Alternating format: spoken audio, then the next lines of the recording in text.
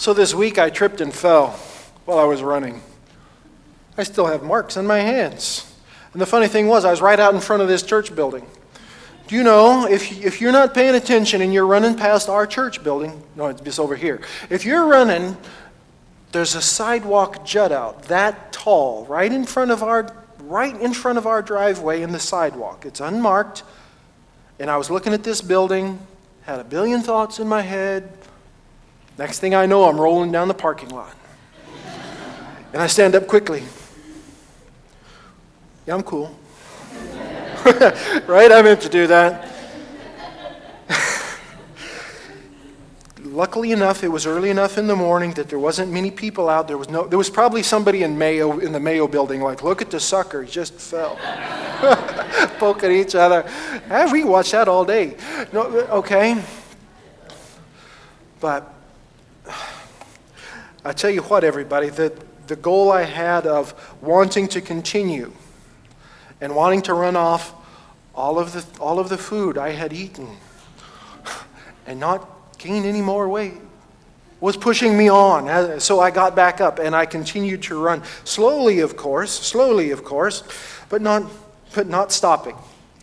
And so what we're going to talk about today, Paul, in his letter to the Corinthians, his first letter to the Corinthian church, he gives them this really great analogy of run the race, baby.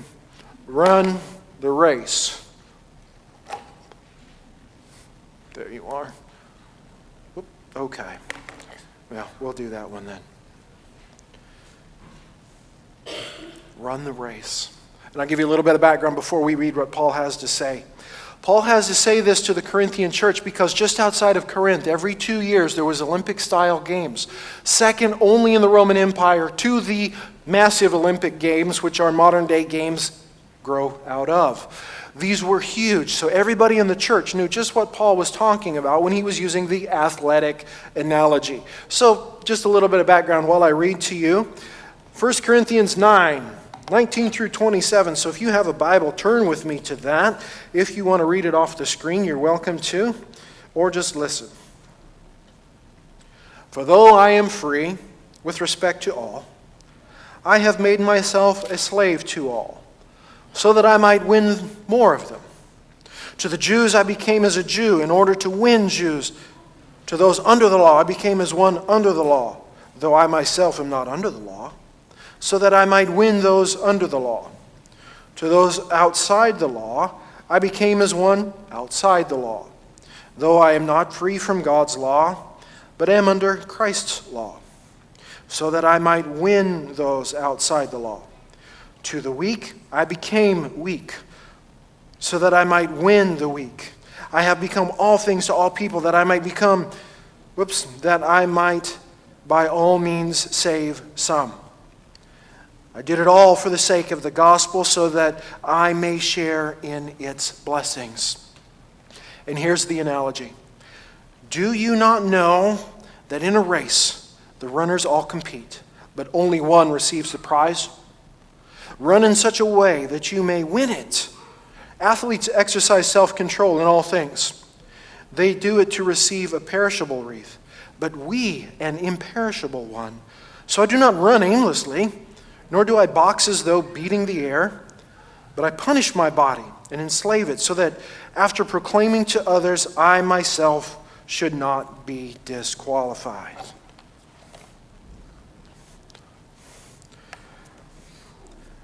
Everybody, we need to run the race. We need to run the race. And I'm just going to, as one who enjoys running and road biking, I am going to use the analogy Paul used. We need to run the race. And Allison Felix here, sprinter, most gold medals in women Olympic history, I think. Pete probably knows her, or at least met her. Lucky guy. I mean, dude, she's awesome. We need to run the race. We need to run the race as people of faith, and we need to run the race as a church. So let's talk about this. Paul keys in on something really important here. What's the goal of competing? Winning. Everybody likes to win. No one likes to lose. No one likes to come in second. I have not yet met a person who said, you know what, I just enjoy losing so much. It helps me grow as a person. So I intentionally lose every time I compete because I'm that big. No. We're all like, man, I'm going to win. Plain and simple. Paul's goal was plain and simple. Everything he did, his goal was to tell people about Jesus. Jesus is King, Lord of heaven and earth. You don't have to exist the way you used to. Life can be different. That's the goal. That's what Paul did. And I read to you, he said, I changed everything. I was all things to all people because I had one goal. And we all need a goal, everybody. We need a goal as a church, and we need a goal as individual people of faith. We need goals. Goals help us get out of bed in the morning. It's something that helps us get out and get moving. It's something, a goal is what drives us to ride up this big stinking hill just outside of town here on our bicycle, which is really a big hill. A goal is something that captures not only our attention, but it captures the attention of other people. Do you enjoy watching the Olympics? Every 4 years. Do you enjoy watching them? What's your favorite, summer or winter? Summer? Raise your hand. Okay, winter? Oh, you Minnesotans, sure. You know, I have a theory about summer and winter games. Summer games are for athletes who like to test their bodies. Winter games are for nut jobs who like to take risks. You know, at one time somebody said, you see that big hill? I'm going to jump on a little sled and see how fast I can go. And his friend said, I think that's a great idea. Don't wear any safety gear. And he said, that's right. Yeah. But you enjoy watching, and I enjoy watching because seeing someone who is so driven and so purposeful in their everything they do, they have honed it to a fine point, and that's what you got to do in your personal faith with Jesus, and that's what we've got to do as a people of faith. We have to have that thing, that goal that is so meaningful that it captures the attention of everybody around us. And they say, look at those La Crescent UMC people. Wow. They're odd, but I like them. You know? And so the question is, what's your goal? What's the goal of this church? What's the goal of your faith? Right? We have the HCI team help us out with some goals for our church, but what's your goal for this? You know, Paul said when you have a goal, your actions are easily determined. Your actions are easily determined when you have a goal. I have a goal of running and cycling faster each time and getting better. And if I come across a ginormous extra large pizza and 6 cans of root beer, if I eat those, it will taste good until I'm sick, you know. But I won't be able to get my mass over the pass if I eat an extra large pizza and 3 gallons of root beer. The goal says I shouldn't do that. And everybody in our lives, in our personal relationships with Christ, your goals with Him helps determine your actions. And as a church, our goals help easily determine what we should and shouldn't do. And so we need to have those things. It gives us clear directions what to do. Okay? If our church, we may be busy, but we may not be productive. We need to be productive more than we need to be busy. You see what I mean? And if we have a goal or two, we can focus, fine-tune, laser-like precision on what we need to do and be to accomplish the goal that God has for us. You see, because this church is a unique expression of God's love and God's intention for this area. What's our goals? What's our time? What's our place here? Now, the goal, let's pick this up. Everybody, the goal that we have, one of them, is the goal that Jesus gave to the disciples. We have the best news the world's ever heard. Our political party affiliations is not the best news the world's ever heard. What kind of car or truck we like to drive is not the best news the world has ever heard. In fact, let me tiptoe around this and say even our patriotism is not the best news the world has ever heard. The best news the world has ever heard is that that Christ is King, risen from the grave on the third day, stepping into God's new creation and inviting us to tell the world that, you know what, evil and sin and death and war and victimization and oppression, all of those things don't matter anymore. What matters is love and forgiveness and hope and healing and grace and mercy in Jesus Christ. You savvy? The kid said to me, what in the world does savvy mean? It's an adulteration of French. Never mind.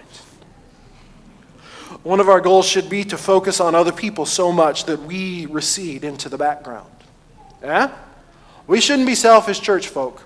We shouldn't be those who wave bony fingers at people saying, We should recede into the background because we focus on other people so much. Why? Not because we're just nice people and it's nice to be nice, but because Jesus is King. The mission statement that this church has is to be the hands and feet of Jesus. Okay, you notice that? Hands and feet of Jesus. Those are two separate parts. Because Jesus did hands and feet work, but Jesus also did I'm the King work. So everything we have to do has to be hands and feet because Christ is King. Yeah? That's what we got to do.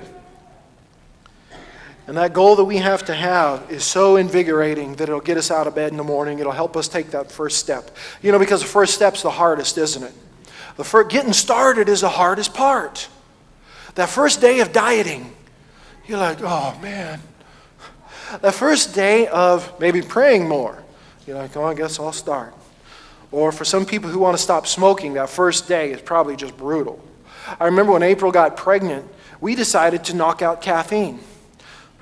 We started. First day, no coffee, decaf. I was like, hey, this ain't so bad. I wasn't addicted at all. Day 2, oh, that thing brutalized me.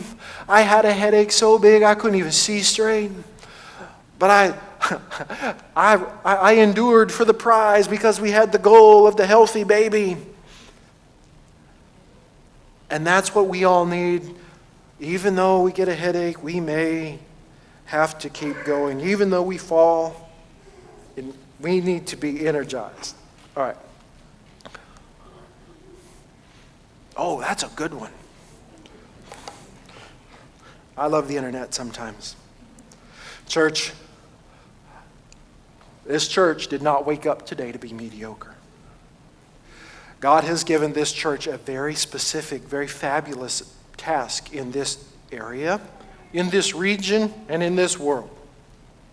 God has given to us that beautiful, exciting mission to change not only ourselves, but to change everything else. So let me just say to you, this church, do you know, there's in the business world, there's that, do you know what the enemy of greatness is?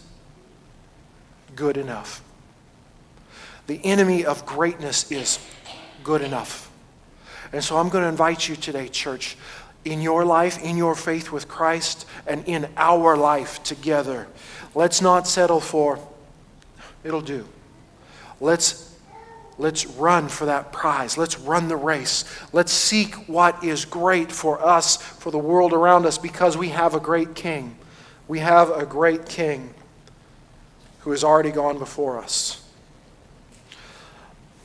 Now, the second piece we can learn from this whole running thing is avoiding gray zones. Does anybody know what a gray zone is? I know you do.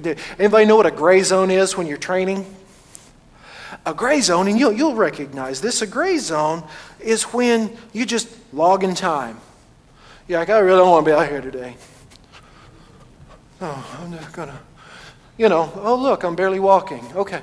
But then you can say to your friends, oh man, I was out on the racetrack for an hour and a half today. And your friends say, oh mercy, you are such an athlete. No, the water aerobics group was working harder than I was. That's a gray zone. We don't challenge ourselves. We don't demand anything of ourselves. We just say, it's good enough. Because I'm here. I'm punching the time clock. I'm going to do all right. I'll just put in the miles. I'll put in the minutes. I'll put in the time so I can feel good about myself, pat myself on the back, and say how great I am. But gray zones are traps for churches and for individual believers in Christ. They are a trap for you and your faith, and they're a trap for us together as a church, because they trap us into thinking we're doing something when in fact we're not. They trap us into thinking we're good Christian people when in fact we are just focusing on ourselves. We're never challenging ourselves. We're never stretching ourselves. We're just logging time. I hope you're not logging time here today. I hope somebody didn't drag you to church today. Come on, no, I don't want to go.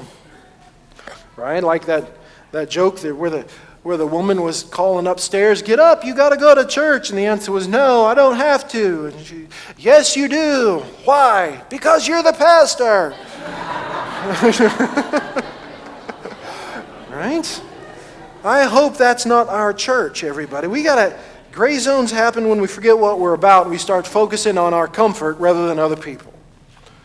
Right? And we forget about Jesus. And gray zones happen when all our compassion and our energy and our zeal and excitement just kind of goes. We don't want to be those church people, do we? In your life of faith, do you want to be that kind of person that just logs time with God? Hey, spirit in the sky. Well, I guess that's it. I'll see you later. We don't want to be those kind of people. The world never changed with those kind of people because they never challenge us. This past week on the 4th of July, before we went to a beautiful party, I rode out 7th Street past the pool on my bike, not knowing what was out there. That dumb road, you've been there, right? County Road 6. You're either going up or you're going down. I mean, out in Wyoming, there was the big mountains, but we were in a valley where it's kind of flat. Big buttes occasionally for fun, but I felt like Lance Armstrong, especially when the wind was behind me, and I was like Lance Armstrong without drugs. And so I went out this road thinking I would have some fun. Oh my word. Up the hills, down the hills, up the hills, down the hills. Never a break for poor Aaron. Up the hills, down the hills, up the hills. It's like, man, I shouldn't have eaten that extra large pizza and that 6 gallons of soda pop. You're either going to go uphill or you're going to go downhill. And in your life and in my life, we got to challenge ourselves. We don't want the nice flat roads. We want the uphills and the downhills. The beauty is there's always a downhill.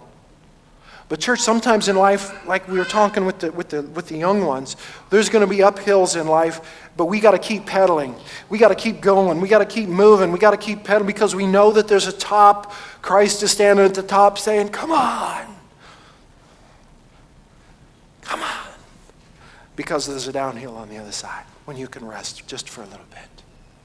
And I'm sure some of you may be going through an uphill right now, and prayers for that. May God have grace upon you. Some of us may be going downhill right now. Thanks be to God for that. Our church, I think we're on an uphill right now. And so that means we got to spin it up. We got to get going. I'm mixing metaphors, I know. Have you seen Dory, Finding Dory, the kids' cartoon? Kids, you seen Finding Dory?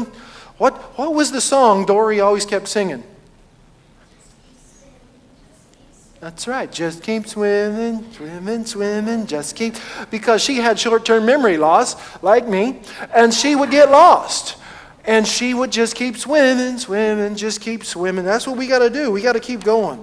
We got to challenge ourselves because Christ is at the top, and the needs of the world are at the top. And you and I, we know the best news in the world. And what would be better? When you are stepping through the last days of your life and you're stepping into God's rest, and you can look back over your shoulder and say, it was worth it because I gave everything I had for other people and for the cause God has called me to. Or on our last day, we could be stepping through thinking, glad that's over. Man, I've just been logging time. I hope for the former. So church, so long ago, God looked upon the beautiful creation and saw that the goodness was marred by evil, sin, and death. So long ago, God chose to set things right again And he came as Jesus, Messiah. And on the cross, and on the third day he rose. And as I said 2 or 3 weeks ago, on the first day of the new week, Jesus stepped out from the tomb into God's bold new creation, where sin, death, and evil no longer reigned, but where he did. And it's to that vision, to that hope, to that new creation that God calls us, he invites us to today. And we know that it's not going to be easy. We know that it will be hard. At times it's going to be exceedingly difficult. Jesus said, take up your cross. He didn't say, take up your, what? Non-fat cinnamon sprinkled latte. He said, take up your cross and follow me. We choose to go forward, not because it's easy, but because it's hard. We choose to go forward because it is worth it. We choose to go forward towards the goals we set for ourselves and the goals that this church sets, because those goals given by God will bring out the best in us, bring out the best in you. We gladly accept this challenge today because we are Christ people. We are people of new creation. We are people of life.